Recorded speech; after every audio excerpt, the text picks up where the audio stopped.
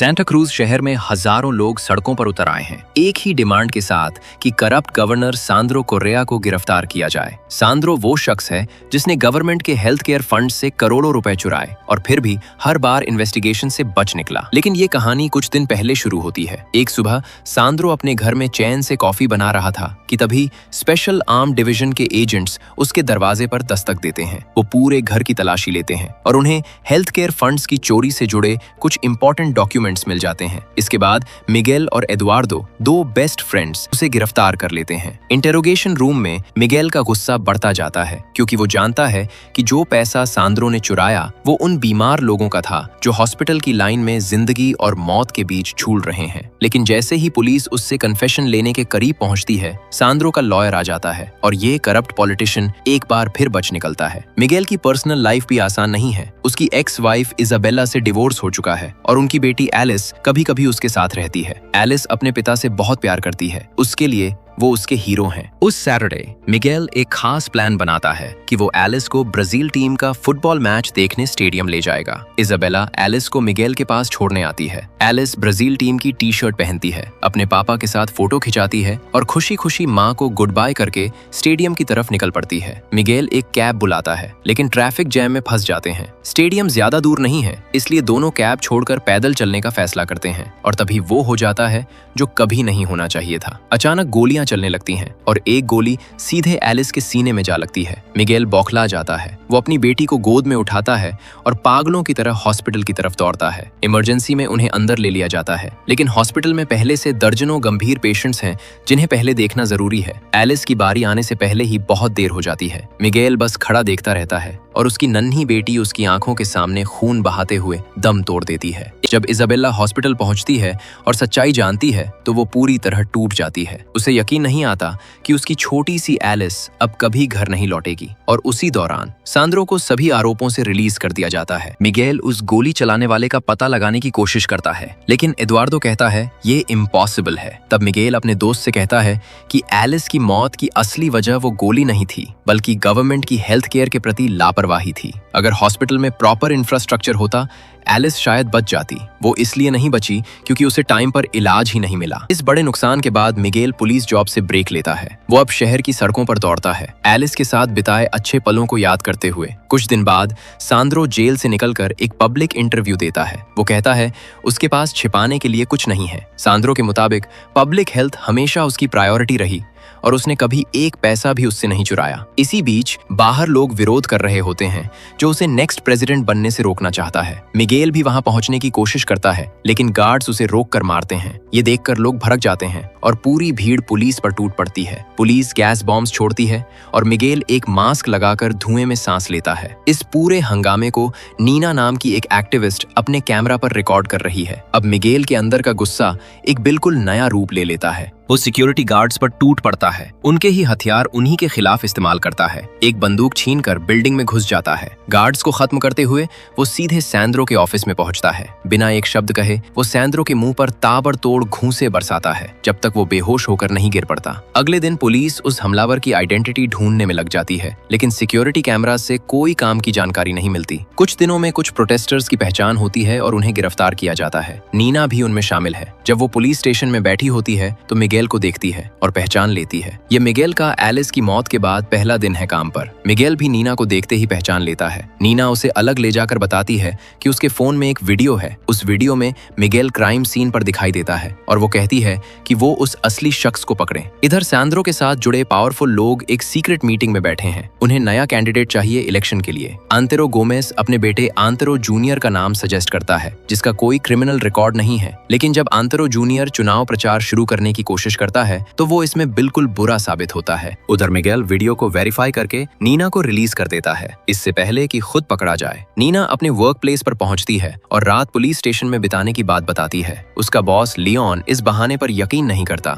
और उसे स्टोर बंद करने की जिम्मेदारी दे देता है। उस रात इजाबेला मिगेल से मिलने आती है, लेकिन वो दरवाजा नहीं खोलता। वो उसका सामना नहीं कर सकता। रात को जब नीना घर जा रही होती है, मिगेल उसे रोककर अपनी कार में बिठाता है। नीना एक टैलेंटेड हैकर है। मिगेल चाहता चाहता है कि वो पुराने गवर्नर का कंप्यूटर हैक करे। कुछ घंटों की मेहनत के बाद नीना उन सभी लोगों की लिस्ट निकाल देती है जो करप्शन में शामिल है, और मिगेल एक एक करके उन सबको निशाना बनाने का फैसला कर लेता है। हथियार, गोलियां और एक गैस मास्क, यही उसकी पहचान बन जाती है। बिना किसी को दिखे वो एक के बाद एक करप्ट लोगों को खत्म करता जाता है, यहाँ तक कि सिटी का मेयर भी नहीं बचता। उसे सिटी हॉल की 4th फ्लोर की खिड़की से बाहर फेंक दिया जाता है। उधर एक क्रिमिनल काउंटिंग मशीन के सामने बैठकर पैसे गिन रहा था जब मिगेल ने पीछे से आकर उसे उड़ा दिया। मीडिया उसे द अवेकनर नाम देती है, जो कई मीटर दूर से भी सही निशाना लगा सकता है। इसके बाद पुलिस स्टेशन में सिक्वेरा हैरान है कि एक अकेला शख्स पूरे सिटी के पुलिस को कैसे बाईपास कर रहा है। उस रात मिगेल नीना के स्टोर पर जाता है। नीना कहती है कि वो जानती है मिगेल ने बहुत बुरा वक्त देखा है, लेकिन इससे ये सब जस्टिफाई नहीं होता।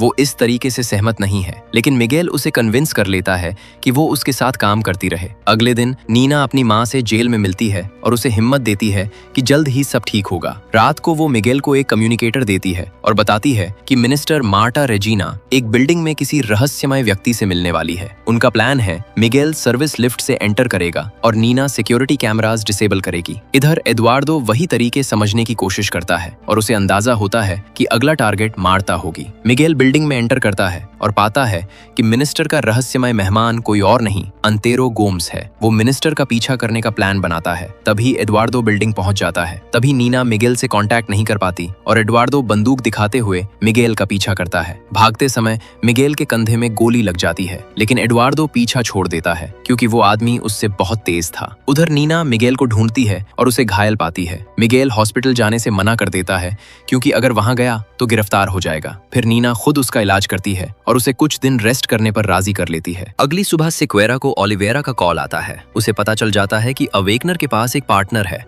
क्योंकि सारे सिक्योरिटी कैमरास हैक हो गए थे। मिगेल और एडुआर्डो एक टीम बनाकर इन्वेस्टिगेट करते हैं, लेकिन पुलिस चीफ आकर केस बंद करवा देता है सबूतों की कमी की वजह से। टारगेट प्रैक्टिस के दौरान मिगेल कहता है कि पुलिसमैन का काम अपराधियों को खत्म करना है। एडुआर्डो इससे सहमत नहीं होता। उसके लिए पुलिसमैन का काम लोगों की सुरक्षा करना है। इस बात के बाद एडुआर्डो को अपने दोस्त पर शक होने लगता है। उस रात मिगेल का एक मिशन है अंतेरो गोम्स को खत्म करना। अंतेरो उस वक्त घर पर एक इम्पोर्टेंट डिनर पार्टी दे रहा है जहां प्रभावशाली पॉलिटिशियंस अपना अगला प्लान बना रहे हैं। अंटेरो जूनियर को प्रेसिडेंट की रेस में उतारने की बात है, लेकिन वो खुद इस जिम्मेदारी से डरा हुआ है। वो टेबल छोड़कर बाहर चला जाता है। उसकी वाइफ उसे सांत्वना देने आती है, फिर उसके पिता भी आते हैं। अंटेरो सीनियर अपने बेटे से माफी मांगता है, कहता है कि वो हमेशा उसके साथ कठोर रहा और खुश है कि अब दोनों को साथ वक्त बिताने का मौका मिल रहा है। उसी समय कुछ मील दूर मिगेल निशाना साध रहा है और गोली चलाता है, लेकिन गोली अंटेरो सीनियर तक नहीं पहुंचती। वो अंटेरो जूनियर को जा लगती है। वही बेटा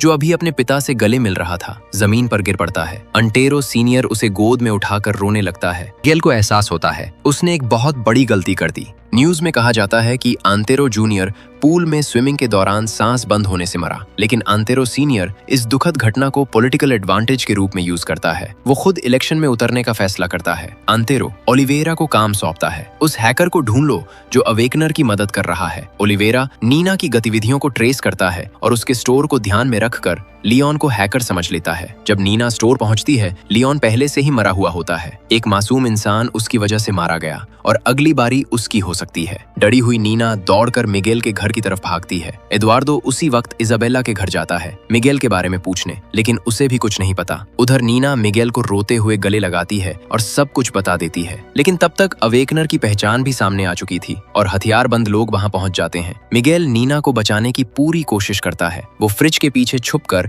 उसे भागने को कहता है, लेकिन नीना बाल बाल बच जाती है। शूटिंग रुकने पर मिगेल मास्क पहनता है और हथियार उठाता है। कुछ ही गोलियों से एक साथ 2 दुश्मनों को खत्म करता है। फिर एक और हमलावर के साथ लड़ाई में जीतता है।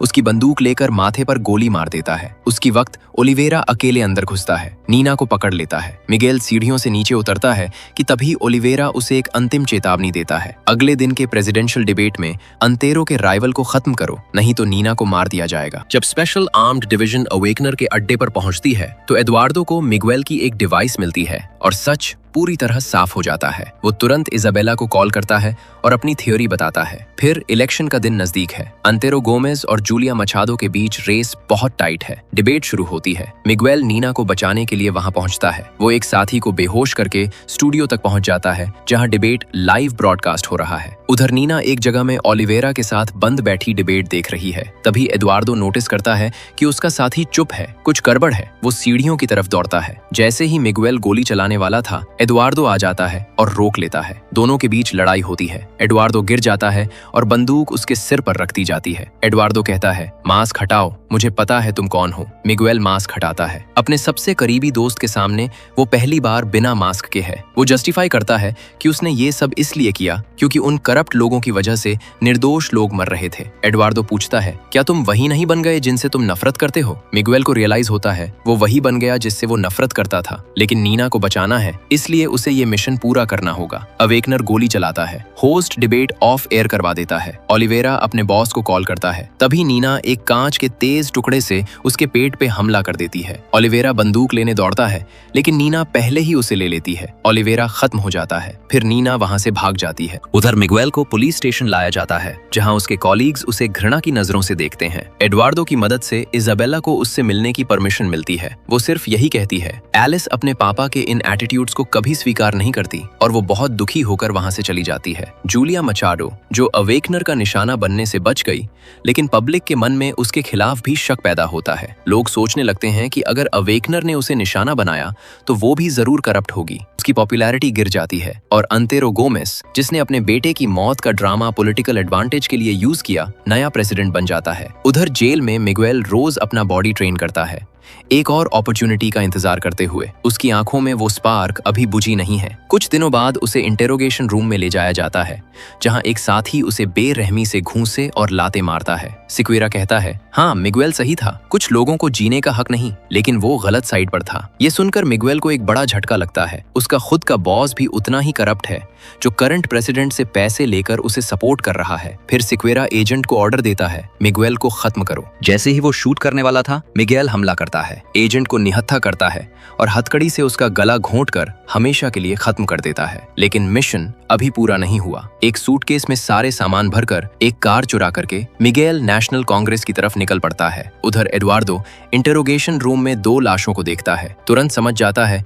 मिगुएल अंतेरो के पीछे गया है। अवेकनर अपना कॉस्ट्यूम पहनता है और बिल्डिंग में घुस जाता है। गार्ड्स को खत्म करते हुए वो प्रेसिडेंट के ऑफिस तक पहुंचता है। अंतेरो सेक्रेटरी को डोर लॉक करने का ऑर्डर देता है, लेकिन सेक्रेटरी को रिएक्ट करने का मौका ही नहीं मिलता। मिगुएल कमरे में घुसता है। उस पर गोलियां चलती हैं, लेकिन वो नहीं रुकता। घावों के बावजूद खून बहाते हुए पूरी हिम्मत के साथ आगे बढ़ता रहता है। अंतेरो डिस्ट्रैक्ट करने की कोशिश करता है बंदूक रीलोड करने के लिए, लेकिन अवेकनर उसे वो मौका नहीं देता। तभी सिक्योरिटी गार्ड्स कमरे को घेर लेते हैं। कोई रास्ता नहीं बचता। मिगुएल एक रिमोट कंट्रोल निकालता है और दबाता है। उसकी चुराई हुई कार में रखे बॉम्ब्स फट जाते हैं। वो जानता था वो इस मिशन से जिंदा नहीं लौटेगा, लेकिन उसने फैसला किया था कि जाते जाते जितने करप्ट पॉलिटिशियंस को साथ ले जा सके ले जाएगा। एडुआर्डो नेशनल कांग्रेस के पास पहुंचता है। पूरी बिल्डिंग एक भयंकर धमाके में तबाह हो चुकी है। बहुत देर हो गई थी। वो बस खड़ा रह जाता है अपने दोस्त को खोकर। मिगुएल का मानना था कि जब तक करप्ट पॉलिटिशियंस पावर में हैं, ये देश कभी आगे नहीं बढ़ सकता। लेकिन वो एक बात भूल गया था, किसी भी देश के लीडर्स